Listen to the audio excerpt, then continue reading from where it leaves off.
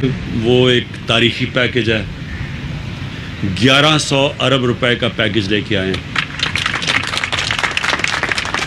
اس میں provincial government بھی پول کر رہی ہے اور فیڈرل گورنمنٹ بھی. تو مل کے جو ہمارا ٹوٹل پیکج ہے وہ ہے 1100 ارب روپے. اس میں ہم کریں گے کیا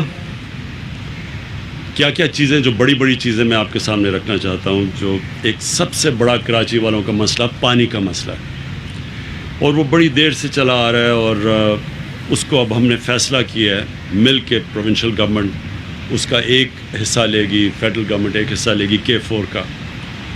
اور جلدی سے جلدی ہماری کوشش ہے کہ ہم اب اس کو یہ جو پانی کا مسئلہ ہے یہ ہم ڈسکس ہی کر رہے تھے کہ کوشش ہماری یہ ہے کہ اگلے 3 سال تک یہ پرماننٹلی کراچی کا مسئلہ حل ہو جائے. دوسرا ایشو نالوں کا ہے. نالوں کے اندر انکروچمنٹس ہوئی ہیں، لوگ بسے ہوئے ہیں. تو یہ بھی ہم نے فیصلہ کیا کہ جو ہماری NDA میں ہے وہ نالے صاف کرے گی، اور وہ کر رہی ہے، ابھی بھی شروع کر رہی ہے. اور جو لوگ ڈسپلیس ہوں گے، سب سے زیادہ یہ بڑے وہ لوگ ہیں جو کہ غریب ترین لوگ ہیں. تو ان کی ہم نے سندھ گورنمنٹ نے ذمہ داری لیا ان کی سیٹلمنٹ کی، اور فیڈرل گورنمنٹ آبویسلی نالے صاف کر رہی ہے. تو یہ سیکنڈ چیز ہے. تیسری چیز سیوریج سسٹم ہے. یہ بھی ایک کراچی کا بہت بڑا ایشو ہے. تو سیوریج سسٹم کے اوپر بھی آج فیصلہ ہوا ہے کہ یہ جو ہم 1100 ارب روپے کا پیکج دے رہے ہیں، اس میں سیوریج سسٹم کا بھی پوری طرح ٹیکل کیا جائے گا.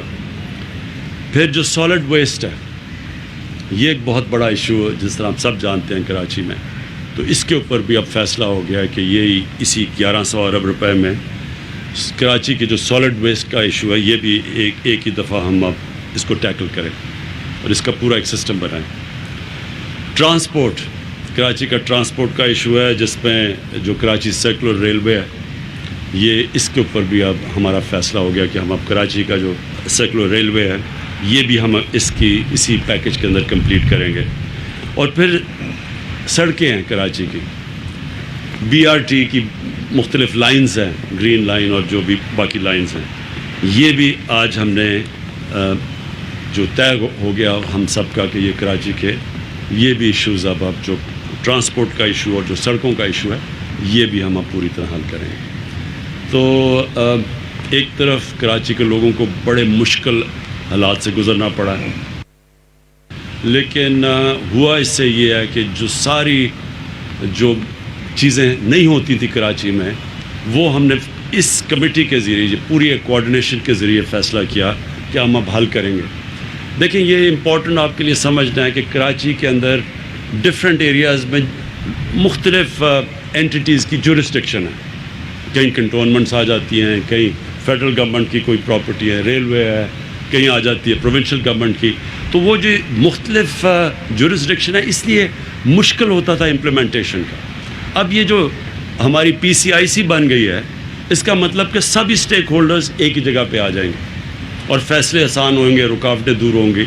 تو جو امپلیمنٹیشن، اصل چیز تو ہے امپلیمنٹ کرنا. پلانز بن جاتے ہیں، امپلیمنٹ نہیں ہوتا.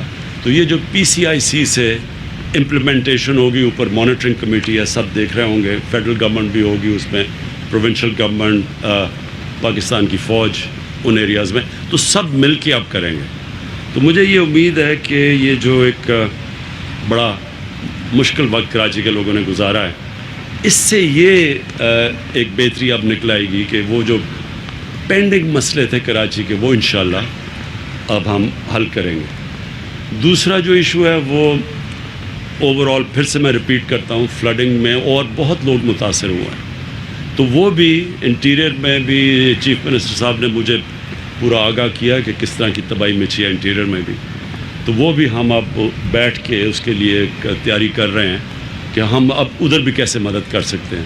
بلوچستان جو ہے وہ بھی میری ان سے جام کمال سے پچھلے دنوں میں بات ہوئی تھی. وہاں بھی کئی ایریاز کے اندر بڑے لوگ مشکل میں پڑے ہوئے ہیں. تو ادھر بھی بلوچستان بھی ہے، اور KP کے علاقوں کے اندر، وہاں بھی اس وقت سوات کے اندر اور چترال میں بھی ہائی فلڈ آئے ہوئے ہیں. ہمیں اللہ نے اس سال یہ مشکل امتحانوں میں ڈالا. جس طرح میں نے کہا کرونا کا بہت بڑا امتحان تھا. ساتھ والے ملک ہندوستان میں آپ دیکھ لیں کہ ادھر کس طرح کی اس وقت عذاب آیا ہوا ہے, ان کی اکانومی کس طرح نیچے گری ہے, ان کے کیسز بڑھتے جا رہے ہیں. اور اس سے ہمارے کیونکہ ایک ہی طرح کی کنڈیشنز ہیں تو اس کے مقابلے میں اللہ کا کرم ہے پاکستان میں کہ ہم اس سے بلکہ شاید ہی کوئی ملک ہو جو اتنی اچھی طرح نکلا ہو جس طرح ہم نکلے ہیں.